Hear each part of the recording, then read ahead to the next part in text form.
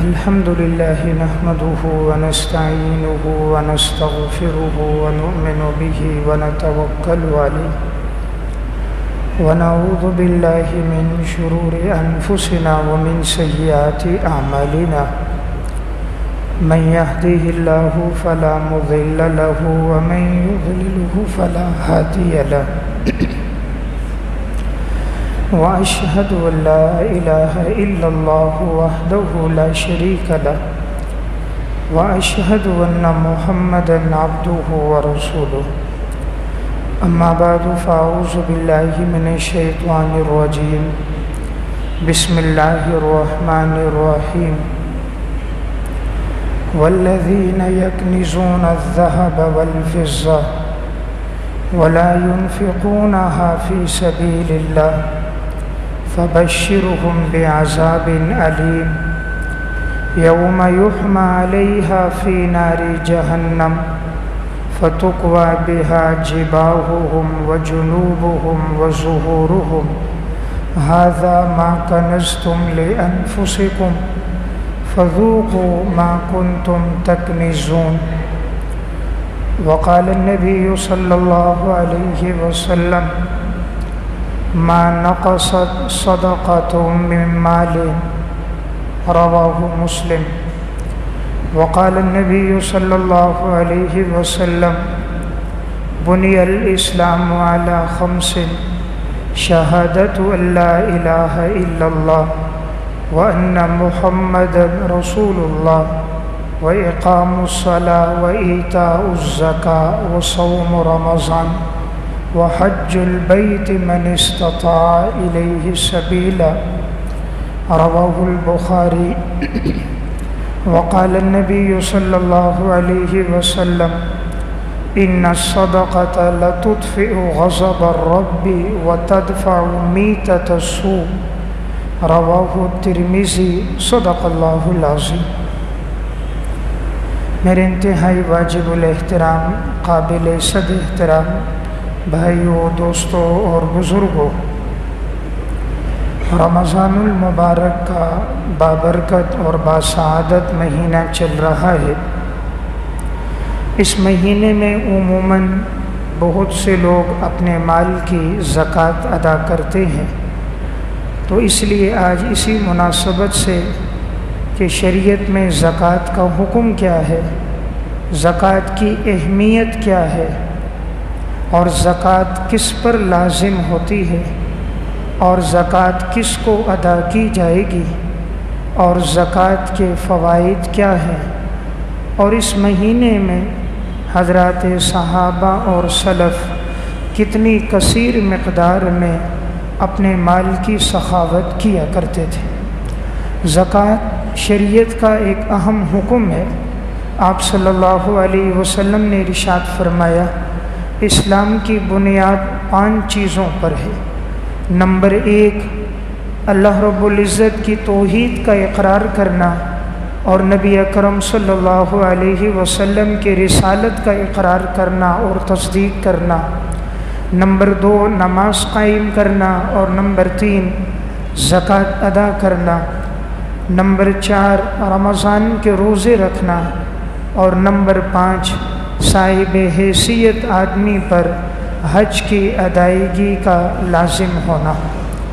تو شریعت نے جہاں کہیں نماز کا حکم دیا اقیموا الصلاۃ وآتوا الزکاۃ، تو اس کے فوراً بعد جس چیز کو بیان فرمایا وہ زکوٰۃ ہے.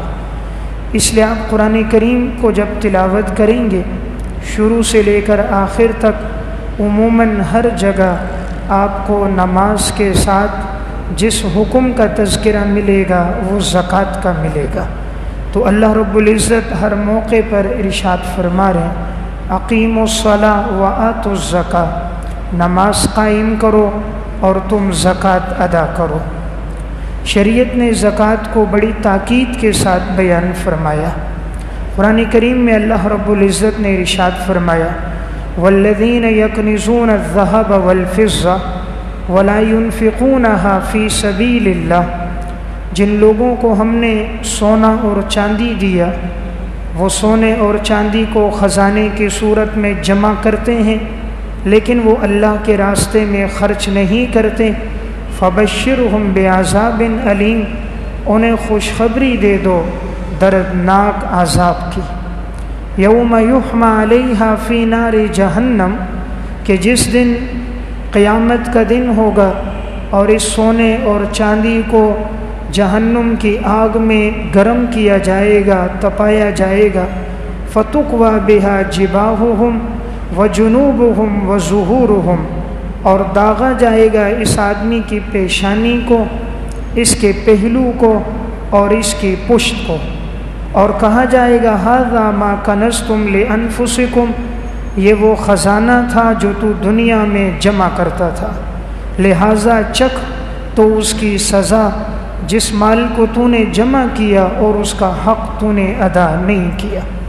تو قرآن کریم میں اللہ تعالیٰ نے بڑی تاکید کے ساتھ ہمیں اس بات کا حکم دیا کہ جن لوگوں کو ہم نے سونا چاندی دیا، مال دیا، اور انہوں نے مال کی زکوٰۃ نہیں ادا کی، تو اسی سونے چاندی کو جہنم کی آگ میں گرم کر کے اس کی پیشانی کو داغا جائے گا، اس لیے کہ عموماً سب سے پہلے ناگواری انسان کی پیشانی پر آتی ہے۔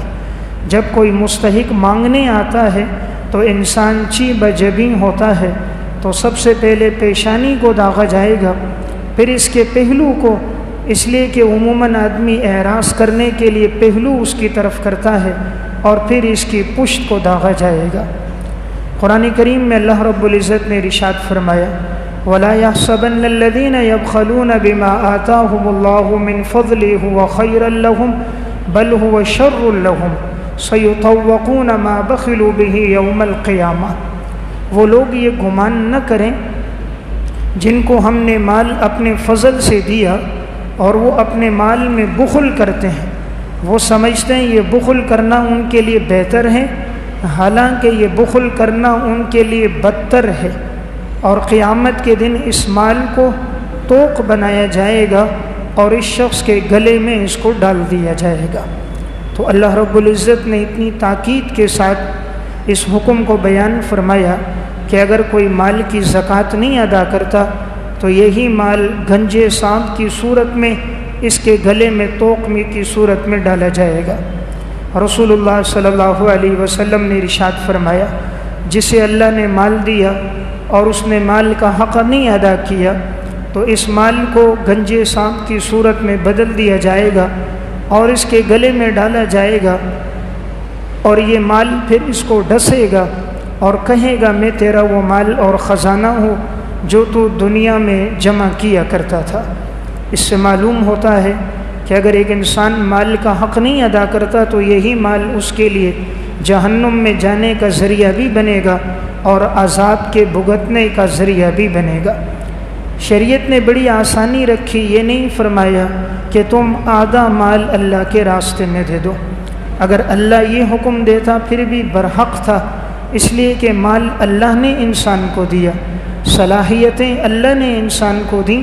اللہ فرما دیتا تم لاکھ روپے میں 50,000 دو، تب بھی اللہ کا فرمان برحق تھا، لیکن اللہ نے ہمیں نصف مال کا حکم نہیں دیا، تہائی مال کا حکم نہیں دیا کہ لاکھ روپے میں 33,000 دو، چوتھائی کا حکم نہیں دیا کہ لاکھ روپے میں 25,000 دو، 10ویں حصے کا حکم نہیں دیا کہ تم 1 لاکھ میں 10,000 دو، بلکہ 40ویں حصے کا حکم دیا کہ 1 لاکھ روپے میں صرف 2,500 روپے دو۔ تو اتنی اللہ نے ہمارے لیے آسانی کی، اور یہ بھی نہیں فرمایا ہر مہینے ادا کرو، فرمایا سال کے بعد ادا کرو، اور یہ بھی نہیں کہا کہ ہر چیز پر زکوٰۃ ہے، زکوٰۃ صرف 4 چیزوں پر ہے: سونا، چاندی، نقدی مال اور مال تجارت۔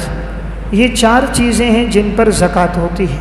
سونے کا نصاب 7.5 تولے ہے، چاندی کا نصاب 52.5 تولے ہے، اور نقدی مال اور مال تجارت اگر چاندی کے نصاب کو پہنچ جائے تو اس پر پھر زکوٰۃ لازم ہوتی ہے۔ آج کی تاریخ میں جو سونے کی قیمت ہے، یعنی 1443 ہجری 13 رمضان المبارک، سونے کا ریٹ 1,34,000 روپے تولہ ہے۔ اور اس وقت جو چاندی 52.5 تولے کی مالیت ہے آج کے دن میں وہ تقریباً 1,08,000 روپے بنتی ہے۔ اس لیے جس آدمی کے پاس 1,08,000 روپے سے زیادہ رقم ہوگی اور اس پر سال گزرا ہوگا اس پر زکوٰۃ ادا کرنا لازم ہوگی۔ یہ بات یاد رہے کہ سونے میں جو 7.5 تولے کہا جاتا ہے اس کا مطلب ہے جب کسی کے پاس صرف سونا ہی ہو، چاندی بالکل نہ ہو، نقدی مال کچھ بھی نہ ہو، مال تجارت بھی نہ ہو، تو تب 7.5 تولے کا اعتبار ہوتا ہے۔ لیکن اگر کسی خاتون کے پاس، کسی مرد کے پاس 1-2 تولے سونا ہے اور اس کے ساتھ کچھ چاندی ہے، کچھ نقدی مال ہے، تو پھر اس سب کو جمع کیا جائے گا۔ جمع کرنے کے بعد اگر یہ چاندی کے نصاب کو پہنچ جائے تو اس پر زکوٰۃ لازم ہوگی۔ تو اگر کسی خاتون کے پاس 1 یا 1.5 تولہ سونا ہے تو نقدی مال عموماً خواتین کے پاس ہوتا ہے، تو اگر 1.5 تولہ سونا بھی ہو تو یہ تقریباً 2 لاکھ روپے مالیت بن جاتی ہے، تو اس پر زکوٰۃ لازم ہوگی۔ اس لیے بعض ساتھیوں کو مسئلے کا علم نہیں ہوتا، وہ کہتے ہیں جی 7.5 تولے سونا نہیں ہے اس لیے ہم پر زکوٰۃ نہیں ہے۔ 7.5 کا اعتبار تب ہوگا جب صرف سونا ہی ہو، چاندی بالکل نہ ہو، نقدی مال کچھ بھی نہ ہو۔ لیکن اگر سونے کے ساتھ نقدی 1,000-2,000 روپے بھی موجود ہیں تو سونے کی قیمت لگائیں گے، پھر اگر وہ چاندی کے نصاب کو پہنچ جائے جو میں نے عرض کیا 1,08,000 روپے بنتا ہے، تو اگر اس نصاب کو پہنچے تو اس پر زکوٰۃ لازم ہے۔ تو تقریباً ہر خاتون کے پاس 2-2.5 تولے سونا موجود ہے۔ تو اگر کوئی خاتون سال گزرنے کے بعد زکوٰۃ نہیں دیتی تو وہ گناہ گار ہوگی، اس لیے گھر کے اندر یہ مسئلہ بتانا چاہیے۔ عموماً ہر آدمی کے پاس بھی اتنی رقم موجود ہوتی ہے۔ شریعت نے بڑی آسانی رکھی، انسان کے جو مکان رہائش کا ہے اس پر زکوٰۃ نہیں، جو سواری اس نے اپنے لیے خریدی ہے اس پر زکوٰۃ نہیں، گھر کے سامان پر زکوٰۃ نہیں، کپڑوں اور لباس پر زکوٰۃ نہیں، اس چیز پر زکوٰۃ ہے جو مال تجارت ہو، جو انسان نے بیچنے کی نیت سے خریدا ہو۔ تو اگر کسی نے کوئی مکان، گاڑی، جائیداد خریدی ہے فروخت کرنے کی نیت سے تو اس کی قیمت پر زکوٰۃ ہوگی۔ اور اگر کسی نے مکان اور گاڑی اس نیت سے لی ہے کہ میں اس کو کرائے پر دوں گا، کہ یہ مکان کرائے پر ہوگا اور مجھے کرایہ ملتا رہے، گاڑی کرائے پر دوں گا اور ماہانہ مجھے کرایہ ملتا رہے، تو پھر اس کی جو آمدنی ہوگی اور وہ آمدنی اگر بچ جائے اور اس پر سال گزر جائے تو اس آمدنی پر زکوٰۃ ہوگی۔ اور اگر گاڑی اس نیت سے خریدی کہ میں گاڑی کو بیچوں گا، یا مکان اس نیت سے کہ اچھی قیمت ملی تو مکان فروخت کروں گا، تو پھر اس مکان پر اور اس گاڑی پر زکوٰۃ ہوگی۔ اسی طرح گھر کے اندر جو سامان ہے اگر وہ سال بھر میں کسی بھی وقت استعمال ہو رہا ہے تو اس پر زکوٰۃ نہیں آتی۔ بعض برتن سردی میں، بعض گرمی میں، بعض شادی کے موقعوں پر اور بعض دعوت میں استعمال ہوتے ہیں تو ان پر زکوٰۃ نہیں۔ اسی طرح بعض لباس انسان گرمی میں پہنتا ہے، بعض سردی میں، اسی طرح لحاف ہیں، یہ ضرورت کی چیزیں ہیں، شریعت نے ان پر زکوٰۃ نہیں رکھی۔ تو دین نے بڑی آسانی کی ہے، 4 قسم کی چیزوں پہ زکوٰۃ رکھی اور سال کے گزرنے کے بعد رکھی۔ زکوٰۃ دینے کے لیے بہتر یہ ہے انسان سال کے شروع میں اور سال کے آخر میں حساب لگا دے۔ درمیانے سال میں عموماً مال کم بھی ہوتا ہے، بڑھتا بھی رہتا ہے، لیکن سال کے آغاز میں دیکھ لیا جائے، اختتام میں دیکھ لیا جائے، جتنا مال موجود ہے اس کا حساب لگا کر اس کی زکوٰۃ دے۔ زکوٰۃ دیتے وقت قیمت خرید کا اعتبار نہیں ہوگا بلکہ قیمت فروخت کا اعتبار ہوگا۔ ایک آدمی نے دکان کے لیے سامان خریدا مثلاً 1,00,000 روپے کا، لیکن اب اس کی مالیت بازار میں 1,10,000 روپے ہے، تو زکوٰۃ 1,10,000 کے حساب سے آئے گی۔ جس قیمت پر اس نے خریدا ہے اس کے حساب سے نہیں بلکہ بازار میں جو اس کا نرخ اور ریٹ ہے اس کے حساب سے اس پر زکوٰۃ ہوگی۔ زکوٰۃ اندازے سے ادا نہیں کی جائے گی بلکہ مکمل حساب لگانے کے بعد ادا کی جائے گی۔ آج کل اکثر لوگ عموماً اندازہ کرتے ہیں کہ میری دکان میں 2 لاکھ کا سامان ہوگا، فلاں میرا مال 1 لاکھ ہے، فلاں جگہ جو میں نے پلاٹ خریدا اس کی قیمت 10 لاکھ ہوگی، ایک اندازہ لگا کر دے دیتے ہیں، مکمل حساب نہیں کرتے، اس طرح زکوٰۃ ادا نہیں ہوگی۔ زکوٰۃ کے لیے مکمل حساب کیا جائے، دکان میں جتنا سامان موجود ہے اس کا مکمل حساب ہو، جتنی نقدی رقم ہے اس کا مکمل حساب ہو، مال تجارت کا ہو، اور اگر اس پر کوئی قرض ہے تو پھر اتنی رقم کو اس سے نکال دیا جائے گا۔ مثلا 10 لاکھ روپے تو رقم موجود ہے، لیکن اس نے 2 لاکھ روپے قرض دینا ہے، تو قرض 2 لاکھ نکالنے کے بعد جو 8 لاکھ باقی ماندہ ہوں گے ان پر زکوٰۃ ہوگی۔ اسی طرح آدمی نے تجارت میں دوسروں سے مال لینا ہوتا ہے، کہیں مہینے کے بعد کہیں 2 مہینے کے بعد، تو وہ جو مال جو اس کو ملے گا وہ بھی اس کا مال ہے، اس پر بھی زکوٰۃ ادائے گی۔ بعض لوگ اس کی زکوٰۃ نہیں دیتے کہ ابھی تک وہ میرے ہاتھ میں آیا نہیں ہے لیکن آئے گا، اور وہ آپ کی ملکیت ہے، یقیناً وہ آدمی آپ کو لوٹائے گا، تو جب ظن غالب ہے کہ وہ مال آپ کو ملے گا تو اس مال کی زکوٰۃ ادا کرنا بھی ضروری ہے۔ اسی طرح بعض لوگ ہیلا کر دیتے ہیں زکوٰۃ سے بچنے کے لیے کہ سال بھر سونا عورت استعمال کرتی ہے، اور جب زکوٰۃ دینے کی باری آتی ہے تو مرد کو کہتے ہیں میں نے تجھے دے دیا، مرد کے ہاتھ میں دے دیتے ہیں، پھر وہ دن گزر گئے، پھر مرد عورت کو دے دیتا ہے تاکہ زکوٰۃ نہ ہو۔ یہ اللہ کے سامنے اس طرح کے باطل ہیلے کرنا جائز نہیں۔ اللہ کے حکم سے بچنے کے لیے بعض لوگ اس طرح کی تدبیریں کرتے ہیں، یہ ٹھیک نہیں ہے۔ عموماً جب آدمی زکوٰۃ نہیں دیتا تو مال میں نقصان ہو جاتا ہے، کسی نہ کسی راستے سے وہ مال ضائع ہو جاتا ہے، اور جب انسان زکوٰۃ کی ادائیگی کرتا ہے تو رب العالمین اس مال کی حفاظت فرماتا ہے، اور زکوٰۃ کے ذریعے مال پاک ہو جاتا ہے۔ زکوٰۃ کا مقصد صفائی ستھرائی، تو جب انسان اللہ کے نام پہ دیتا ہے باقی مال کو اللہ پاکیزہ بنا دیتا ہے اور مال کی حفاظت ہو جاتی ہے۔ اور جو زکوٰۃ نہ دے تو عموماً مال یا کہیں ضائع ہو جاتا ہے، یا کہیں پریشانیوں میں، بیماریوں میں، کہیں مصیبتوں میں، کہیں حوادث میں، کہیں امراض میں وہ مال چلا جاتا ہے، یا کوئی قرض کے نام پر واپس نہیں لیتا، یا کسی جگہ مال لگایا ہوتا ہے وہ مال وہاں ضائع ہو جاتا ہے، یا کوئی لے کر بھاگ جاتا ہے، کوئی نہ کوئی صورت بن جاتی ہے اور 10 گنا مال اس کے ہاتھ سے چلا جاتا ہے، لیکن نادان سمجھتا نہیں۔ اور جب انسان اللہ کے نام پر پورا حق دیتا ہے رب العالمین اس کے مال کی حفاظت فرماتا ہے۔ شیخ الحدیث مولانا محمد زکریا صاحب رحمۃ اللہ علیہ کی کتاب آپ بیتی، حضرت نے اس میں واقعہ لکھا، فرمایا کہ ضلع سہارنپور کے اندر ایک شخص تھا، اس کا نام تھا فضل حق۔ یہ شخص بڑا نیک صالح متقی دیندار تھا، اپنے مال کی زکوٰۃ اپنے وقت پہ ادا کرتا تھا۔ کہتا ہے ایک دن میں رات کو سویا ہوا تھا، اچانک گھر کے اندر چور داخل ہو گئے، 5 سے 6 چور تھے، اور جس صندوق میں اس نے اپنی رقم رکھی ہوئی تھی اس صندوق پر ایک تالا لگا ہوا تھا جس کی قیمت تھی 6 پیسے۔ 6 پیسے کا تالا تھا جو اس پر لگا ہوا تھا۔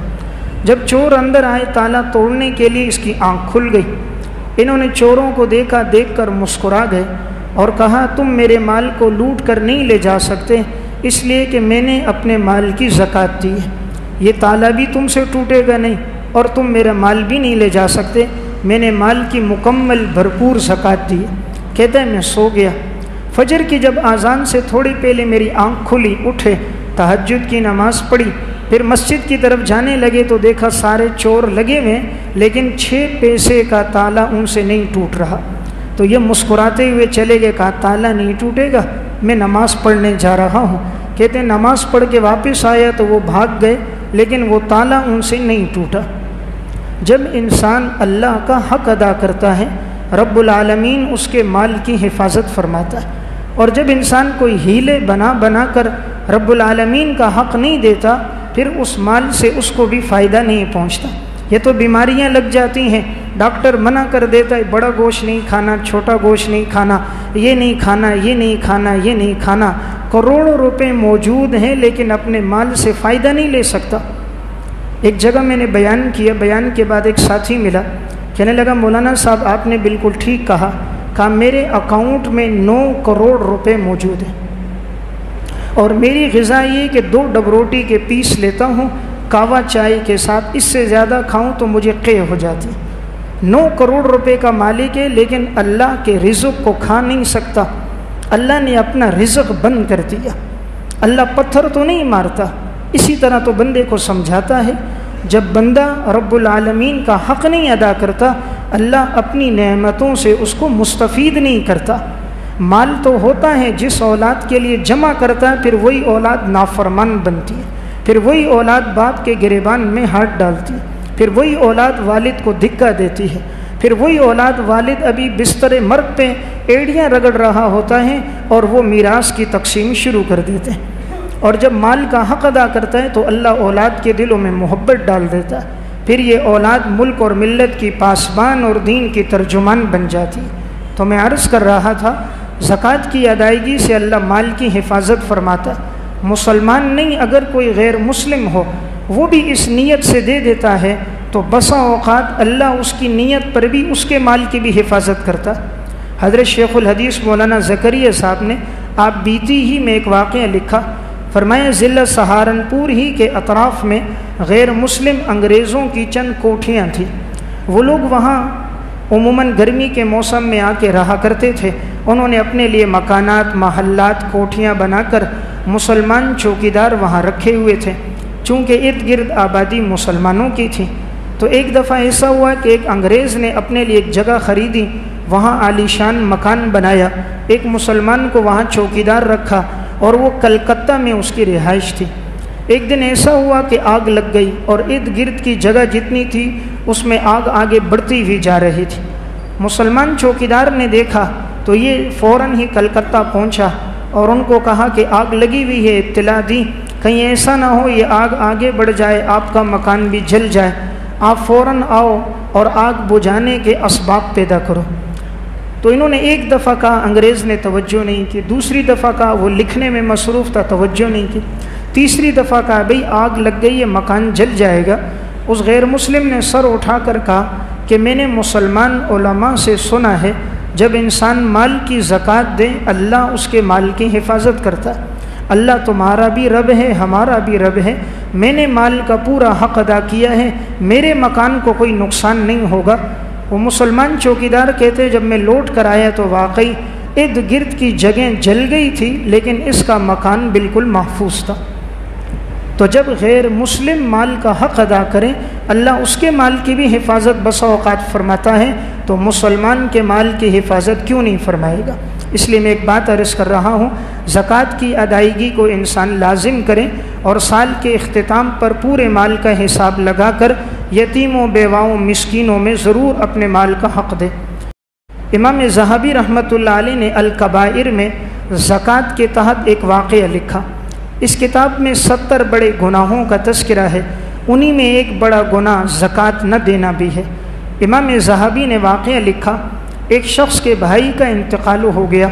इंतकाल के बाद देखा चंद दिन गुज़र गए, वो बड़ा गमगीन परेशान है, हर वक़्त रोता रहता है। तो इर्द गिर्द के पड़ोसियों ने कहा, इसको जाकर हम तसल्ली देते हैं कि मौत तो बरहक़ है, आपका भाई अगर चला गया तुम उनके लिए ईसाले सवाब करो, हर वक्त रोना, परेशान होना, गमगीन होना मुनासिब नहीं। चंद लोग इनके पास गए, उन्हें तसल्ली देने लगे। तो इस भाई ने कहा, मैं क्यों गमगीन ना हूँ, मेरा भाई तो बड़े सख्त अज़ाब में मुब्तला है। इन्होंने पूछा, भाई तुझे कैसे पता चला वो अज़ाब में मुब्तला है, क्या तू आलिमुल गैब है? उसने कहा, नहीं आलिमुल गैब तो नहीं हूँ, लेकिन मुझे पता है। कहा, कैसे पता चला? इसने कहा, जब मैंने अपने भाई की तदफीन की, तदफीन के बाद मैं क़ब्र के करीब ही बैठा हुआ था, मैं ज़िक्र अज़कार कर रहा था ताकि आगे के मराहिल आसान हो। अचानक मुझे क़ब्र से बड़ी खौफनाक आवाज़ें आने लगीं, तो मैंने क़ब्र को एक जानिब से जो खोला तो मैंने जो अंदर नज़र डाली तो क्या देखा, क़ब्र आग के शोलों से भरी है और मेरे भाई के गले में आग का एक तोक डाला हुआ है, लोहे का वो तोक है और वो जल रहा है और वो उसकी वजह से चिल्ला रहा है। कहते हैं मुझसे बर्दाश्त न हुआ, मैंने कहा ये तोक अपने भाई के गले से हटाऊं। तो कहते हैं मैंने क़ब्र खोली और अपना हाथ जैसे लेकर गया तोक को हटाने के लिए, तो फिर उस शख्स ने अपना हाथ दिखाया तो उसकी सामने की 5 उंगलियां जल गई थी और कहते हैं मैंने निकाली, ऊपर मिट्टी डाली और हर वक़्त इतनी जलन होती थी कि वो ऐसा चीखता चिल्लाता गोया आसमान पर उसकी आवाज़ें जा रही हों। हाथ उसका स्याह हो गया था। تو لوگوں نے پوچھا تیرے بھائی کو یہ عذاب کس وجہ سے ملا ہوگا؟ اس نے کہا یہ نماز بھی پڑھتا تھا، روزے بھی رکھتا تھا، لیکن زکوٰۃ نہیں دیتا تھا، زکوٰۃ نہیں دیتا تھا۔ اس سے ہم کہتے زکوٰۃ دو، کہتا تھا نہیں زکوٰۃ یہ مال میرا ہے، میں اپنا مال لوگوں کو کیوں دوں؟ کہا اسی وجہ سے اللہ نے طوق بنایا ہوگا۔ امام ذہبی نے قرآن کریم کی آیت آگے نقل کی، قرآن میں اللہ نے یہی فرمایا وَلَا يَحْسَبَنَّ الَّذِينَ يَبْخَلُونَ بِمَا آتَاهُمُ اللَّهُ مِنْ فَضْلِهِ هُوَ خَيْرًا لَهُمْ بَلْ هُوَ شَرٌّ لَهُمْ سَيُطَوَّقُونَ بِمَا بَخِلُوا بِهِ يَوْمَ الْقِيَامَةِ۔ جن لوگوں کو ہم نے مال دیا اور وہ بخل کرتے ہیں، مال کا حق نہیں ادا کرتے، ہم اس مال کو طوق بنا کر ان کے گلے میں ڈال دیں گے۔ تو اللہ نے جیسے قرآن میں فرمایا ویسے قبر میں اللہ نے اس کو سزا بھی دی کہ اس کے مال کو طوق بنا کر اس کے گلے میں ڈال دیا۔ اس لیے کہیں ایسا نہ ہو یہ مال ہماری ہلاکت کا ذریعہ بن جائے۔ اس لیے مال اللہ کی نعمت ہے، رب العالمین نے دی، انسان شکر کرے۔ اللہ نے اسے دینے والا بنایا، لینے والا نہیں بنایا۔ خدا نہ کرتا اگر یہ مال اس کے پاس نہ ہوتا اور آج اس کی حالت تنگ دستوں غریبوں کی طرح ہوتی تو پھر وہ کیا کر سکتا تھا؟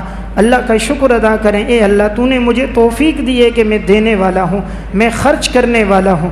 تو اللہ کی طرف سے مال دینا یہ آزمائش ہے۔ الذی خلق الموت والحیات لیبلوکم ایکم احسن عملا۔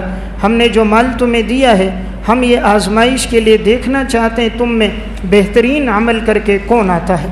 اردو کی ایک کتاب ہے ناقابل فراموش سچے واقعات، انہوں نے ایک واقعہ لکھا، ایک عورت کے پاس زیورات تھے، زندگی بھر کبھی اس نے زکوٰۃ نہیں ادا کی، اور جب اس کی موت کا وقت قریب آیا تو وہ یہی کہتی تھی گھنجا سانپ آ گیا، سانپ آ گیا، سانپ ڈس رہا ہے، سانپ میرے ساتھ لپٹا ہوا ہے۔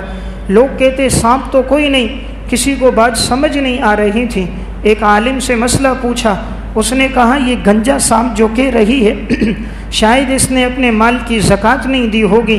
تو بعد میں پتہ چلا بات ٹھیک تھی، اس عورت نے کبھی اپنے زیورات کی زکوٰۃ نہیں دی تھی تو موت سے پہلے ہی عذاب میں گرفتار ہو گئی تھی۔ اس لیے مال اللہ کا حق ہے، اللہ نے دیا ہو، انسان نے حساب لگا کر اس مال کی بھرپور زکوٰۃ دے اور مستحقین تک پہنچائے۔ دیتے وقت احسان نہ جتلائے، اللہ کا شکر ادا کرے، اللہ نے دینے کی توفیق دی۔ بعض لوگ 100 200 500 کا تعاون کرتے ہیں لیکن غریب کو رسوا کر دیتے ہیں۔ تعاون کرتے وقت تصویریں کھنچوائیں گے، 10 کلو آٹا دیں گے، اس کے ساتھ 3 سیلفیاں بنا کے فیس بک اور واٹس ایپ پہ چلائیں گے، ہم نے فلاں کے ساتھ تعاون کیا ہے۔ آپ نے خدا کے نام پر کیا ہے تو اس طرح خرچ کریں کہ آپ کے علاوہ کسی اور کو اس کا علم نہ ہو۔ اس لیے حدیث میں آتا ہے، آپ صلی اللہ علیہ وسلم نے فرمایا اللہ 7 آدمیوں کو اپنے عرش کا سایہ دے گا، ان میں ایک خوش نصیب وہ ہوگا رجل تصدق بصدقۃ فاخفاها حتى لا تعلم شماله ما تنفق يمينه، جو دائیں ہاتھ سے اگر خرچ کرے تو بائیں ہاتھ کو اس کی خبر بھی نہ ہو۔ اس لیے انسان مال کا حق بھی دے، خفیہ طور پر دے، جتنا خفیہ ہوتا ہے اتنا اللہ کے ہاں قبول ہوتا ہے، اور اللہ نیت کے مطابق انسان کو واپس لوٹاتا ہے۔ نیت اگر ہوگی انشاءاللہ اللہ اس سے بہتر آپ کو دے گا۔ امام مالک رحمۃ اللہ علیہ نے موطا مالک کتاب الزکوٰۃ کے تحت واقعہ لکھا۔ ام المومنین حضرت عائشہ رضی اللہ تعالی عنہ، رمضان المبارک کا اسی طرح مہینہ تھا، افطاری کا وقت ابھی قریب آنے والا تھا، تو ان کے گھر کے اندر کچھ کھجوریں وغیرہ کچھ سامان موجود تھا۔ اتنے میں ایک فقیر نے صدا لگائی اللہ کے نام پر دے دو۔ ام المومنین نے اپنی خادمہ سے کہا جو کھجور وغیرہ ہے وہ اس کو دے دو۔ اس نے کہا افطاری میں تو کچھ بھی نہیں ہوگا اگر اس کو دے دیا۔ فرمایا دے دو، یہ اللہ کے نام پہ صدا اس نے لگائی۔ انہوں نے اس کو دے دیا۔ جب افطاری کا وقت آیا دسترخوان پہ بیٹھی تو دسترخوان خالی تھا۔ ابھی جیسے ایک وقت قریب ہونے لگا اچانک دروازے پر دستک ہوئی، اور جب خادمہ گئیں تو کوئی ہدیہ لے کر آیا تھا، کہا ام المومنین کے لیے ہدیہ ہے۔ جب دیکھا گیا تو بکری کا شوروا، بکری کا سالن، روٹیاں، بکرے کا گوشت اور نہایت عمدہ قسم کا کھانا وہ لپیٹ کر لایا۔ خادمہ نے لا کر ام المومنین کے سامنے دسترخوان پہ رکھا۔ ام المومنین نے فرمایا یہ تمہاری ان کھجوروں سے بہتر ہے جو اللہ نے تمہیں دیا۔ تو اللہ بہترین بدلہ اسی وقت واپس کرتا ہے۔ کھجوریں دیں اور اللہ نے بکرے کا گوشت واپس کیا بھنا ہوا۔ تو جتنا انسان میں اخلاص ہوتا ہے اللہ اتنی بہترین بدلہ اسے دنیا میں لوٹا دیتا ہے۔ تذکرۃ الاولیاء میں واقعہ ہے، حضرت رابعہ بصریہ رحمہ اللہ بڑی اللہ والی نیک صالح خاتون گزری ہیں۔ ایک دفعہ اپنے گھر میں تھیں، روزے کی حالت تھی، اسی طرح ایک فقیر نے صدا لگائی، اللہ کے نام پر مجھے دے دو، میں بھی روزے کی حالت میں ہوں۔ اس نے اپنی خادمہ سے کہا کچھ ہے؟ کہا 2 روٹیاں ہیں، سالن ہے۔ کہا اس فقیر کو دے دو۔ کہا آپ کیا کریں گے افطاری میں؟ کہا رب العالمین کوئی بندوبست فرما دے گا۔ انہوں نے وہ 2 روٹیاں اور سالن اس فقیر کو دے دی۔ تھوڑی دیر کے بعد ہدیہ آیا، کہا یہ رابعہ کے لیے ہدیہ ہے۔ خادمہ وہ ہدیہ لے کر رابعہ بصریہ کے پاس آئیں۔ رابعہ نے فرمایا کھولو۔ جب اوپر کھولا گیا روٹیاں سالن تھی، فرمایا روٹیاں گنو۔ جب گنی گئی تو روٹیاں 16 تھیں۔ فرمایا یہ ہمارا نہیں، کسی اور کا ہدیہ ہوگا، جا کر اسے بتا دو یہ رابعہ کا گھر ہے، یہ کسی اور کا ہدیہ ہوگا۔ وہ گئے، اسے دے دیا۔ تھوڑی دیر کے بعد ایک اور ہدیہ آیا۔ رابعہ بصریہ نے فرمایا کھولو گنو۔ جب گنی تو 20 روٹیاں تھیں۔ فرمایا یہ ہمارا ہدیہ، اس لیے کہ ہم نے اللہ کے نام پر 2 دیں، اور اللہ کا وعدہ ہے اللہ 1 پر 10 دیتا ہے تو 2 کے بدلے 20 ملتی ہیں۔ جب انسان اخلاص کے ساتھ دیتا ہے اللہ بہترین بدلہ دیتا ہے۔ کبھی اللہ 700 گنا، کبھی 7000 گنا کر کے بھی واپس لوٹاتا ہے۔ اس لیے دیتے وقت نیت اچھی ہو، اس کو بوجھ نہ سمجھیں، زکوٰۃ کو ٹیکس نہ سمجھیں، اپنے اوپر کوئی جرمانہ نہ سمجھیں، خوشی سے ادا کریں۔ اللہ کا حکم ہے میں اللہ کے نام پر دے رہا ہوں۔ انسان اپنے محبوب پر کتنا خرچ کرتا ہے۔ دنیا میں کسی سے عشق مجازی ہو جائے اس کی طرح لباس لے گا، جو موبائل اسے پسند وہ خریدے گا، جو کھانا اسے پسند وہ اسے ہدیے میں دے گا۔ لاکھوں روپے لگا لیتے ہیں عشق مجازی میں، اللہ کی محبت میں کتنا خرچ کیا ہے؟ لاکھوں روپے لگا لیتے ہیں فانی دنیا کی محبت پر، اور جو اللہ دائمی جنت دے گا اس کے لیے انسان نے کتنا خرچ کیا ہے۔ عشق مجازی میں 6 گھنٹے رات کو جاتے ہیں، گھنٹوں گفتگو کرتے ہیں۔ کبھی اللہ کے ساتھ بھی مصلی پر کھڑے ہو کر انسان نے اتنی عجز و نیازی کی ہے۔ عشق مجازی میں انسان کتنا طواف کرتا ہے، چکر لگاتا ہے، گھنٹوں انتظار کرتا ہے۔ کبھی اللہ کی عبادت میں بھی اتنا اس نے انتظار کیا ہے۔ اسی لیے تو آج وہ پریشان ہے، اللہ کے ساتھ تعلق کمزور ہے۔ تو میں عرض کر رہا تھا اس ماہ مبارک میں عبادت کا اجر بڑھ جاتا ہے، تو اللہ نے مال دیا ہو، مال میں ہم اللہ کے نام پہ خوب خرچ کریں۔ حضرات سلف کی، صحابہ کی، عرب کے لوگوں کی کیا سخاوت تھی۔ عربی کی ایک کتاب ہے قصص العرب، 4 جلدوں میں چھپی ہے۔ اس میں عرب کے انہوں نے واقعات لکھے۔ اس میں ایک عنوان ہے اسخی الناس، لوگوں میں بڑے سخی لوگ کون تھے۔ اس کے تحت انہوں نے ایک واقعہ لکھا۔ چند نوجوان جمع تھے، آپس میں گفتگو چلی سب سے بڑا سخی کون ہے۔ ایک نے کہا عبداللہ بن جعفر ہے، دوسرے نے کہا عرابہ اوسی ہے، تیسرے نے کہا قیس بن سعد ہے۔ اب یہ آپس میں الجھنے لگے، جو کہتا عبداللہ بن جعفر ہے وہ کہتا بھئی یہی ہے، اس کے علاوہ کوئی نہیں۔ دوسرے نے کہا نہیں قیس بن سعد ہے، اس سے بڑا سخی کوئی نہیں۔ تیسرے نے کہا عرابہ اوسی ہے۔ قریب سے ایک آدمی گزرا، اس نے کہا الجھنے کی ضرورت کیا ہے، جو جس کو بڑا سخی مانتا ہے وہ اس کے پاس جائے اور اللہ کے نام پر اس سے مانگے، جو زیادہ دے گا پتہ چل جائے گا بڑا سخی وہی ہے۔ اب جس نے کہا عبداللہ بن جعفر سخی ہے تو وہ عبداللہ بن جعفر کے گھر گیا اور اس نے بیکاری کا روپ اپنا دیا۔ وہاں پر پہنچا، عبداللہ بن جعفر سواری پر بیٹھے ہوئے کہیں سفر کے لیے جا رہے تھے۔ اس نے کہا کہ میں غریب ہوں، مستحق ہوں، مسافر ہوں، مجھے سواری بھی چاہیے، کچھ نقدی تعاون بھی چاہیے، اللہ کے نام پر میرے ساتھ تعاون کرو۔ عبداللہ بن جعفر سواری سے نیچے اترے، اپنی وہ سواری ذاتی اس کو حوالے کر دی، 2000 دینار حوالے کیے، اور اس پر ریشم کے تھان رکھے ہوئے تھے فروخت کرنے کے لیے، وہ بھی دے دیے، چاندی کے دراہم بھی دے دیے۔ دینار سونے کا ہوتا ہے، 2000 دینار تقریباً آج کے دور میں ایک محتاط اندازے پر بھی 20 لاکھ روپے بنتا، جو اس نے اس فقیر کو جس کو وہ جانتا بھی نہیں، اور اپنی ذاتی سواری، ہم تو ذاتی سواری میں کسی کو بیٹھنے نہیں دیتے، کوئی ہاتھ لگا دے تو غصہ کر دیتے ہیں، اور یہاں ذاتی سواری فقیر کو دے دی، 2000 دینار دے دیے، ریشم کے تھان دے دیے اس کو، وہ لے کر چلا۔ اب دوسرا جس نے کہا تھا قیس بن سعد سخی ہے، وہ اس کے گھر پہنچا۔ قیس بن سعد آرام کر رہے تھے، دروازے پہ دستک دی، اس کی خادمہ نکلی، پوچھا بھئی کون ہو؟ کہا مسافر ہوں، اللہ کے نام پر میرے ساتھ تعاون کرو، سواری کی بھی مجھے ضرورت ہے۔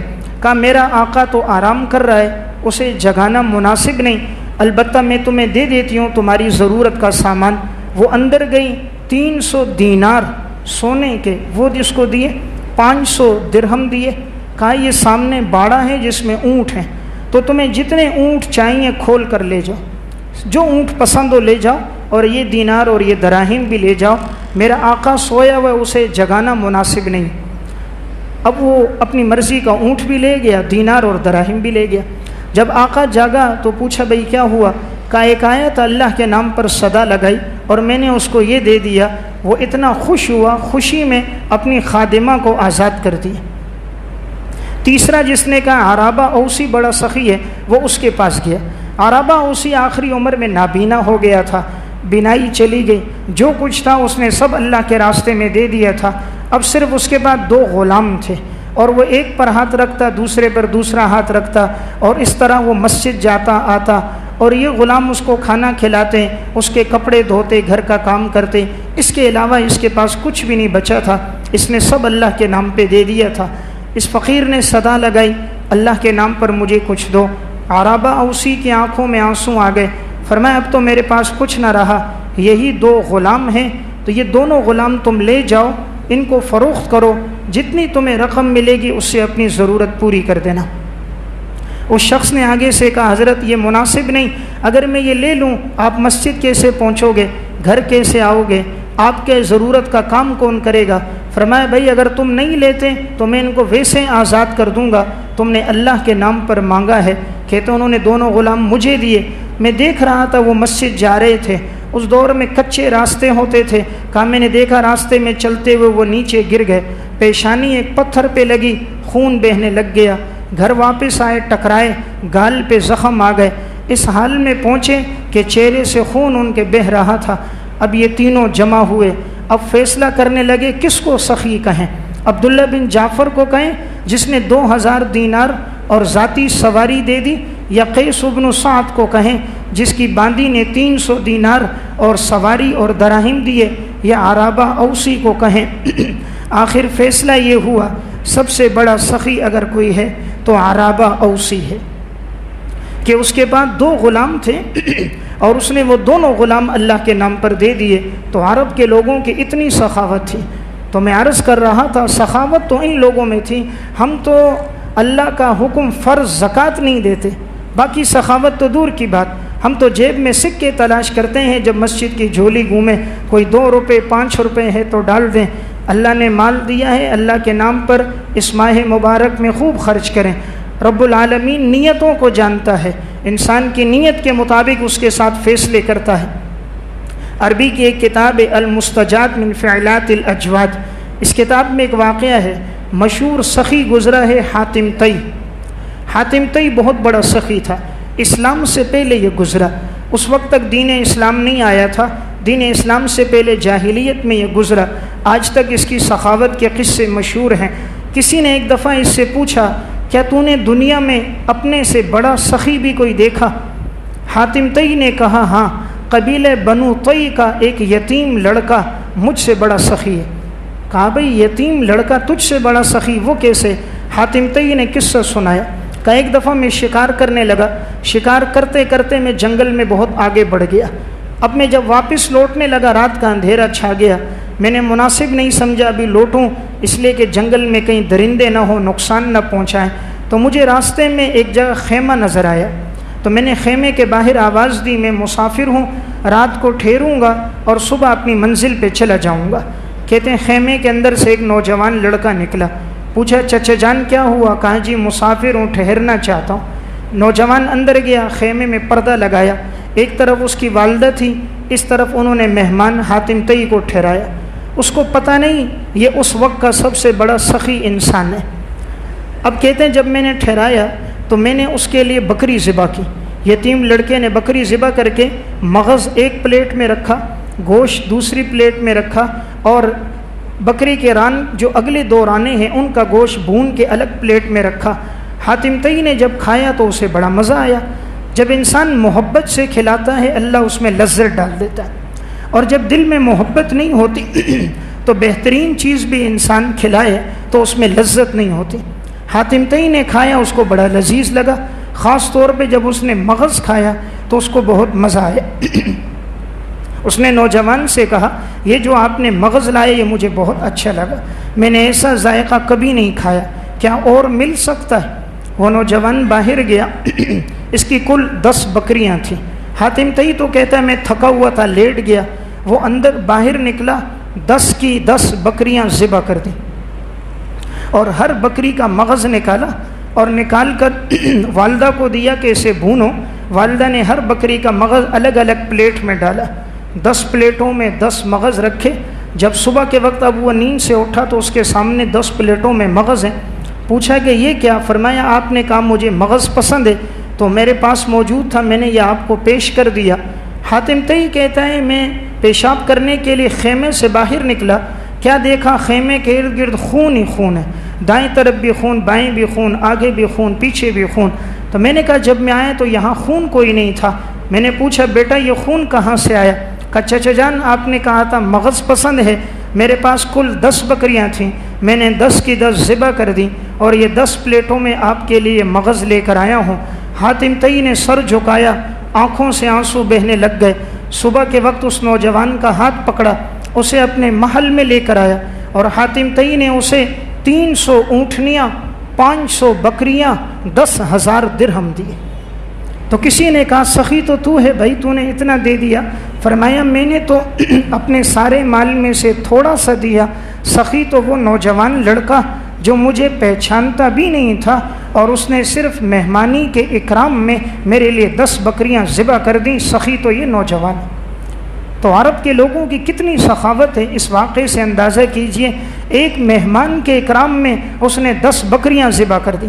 ہم بکریاں تو دور کی بات، ہم بکری کا دودھ نکال کر پیش کرنا بھی مشکل ہوتا ہے، بس چلے تو اس میں بھی پانی ڈال کر تاکہ تھوڑا سا ملے، باقی ہمارے لیے بچ جائے۔